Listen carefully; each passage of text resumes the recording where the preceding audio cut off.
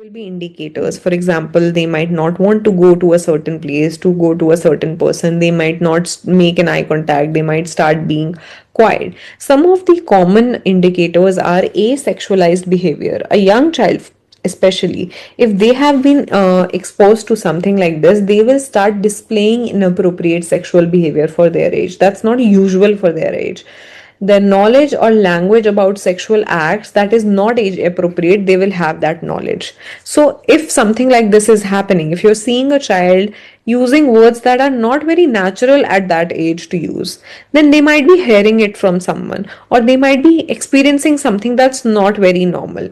Not necessarily sexual abuse, like physical sexual abuse, it could be non physical as well, right? So if you notice any such sexualized behavior in any of the child, maybe that is a red flag. The second one is physical indicators, especially for very young children.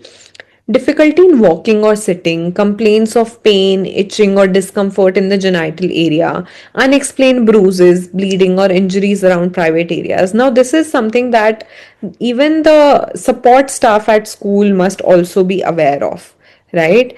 The ayahs, because they are taking the children to the washroom or helping them,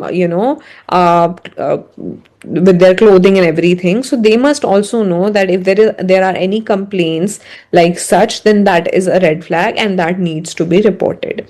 If you notice sudden changes in behavior, for example, now this might be for teenagers as well, unexplained mood swings, aggression or withdrawal, becoming unusually quiet, fearful or anxious, these changes are also an indicator of something being wrong. Again, I'm specifically mentioning not necessarily sexual abuse, but something being off, which could also be sexual abuse.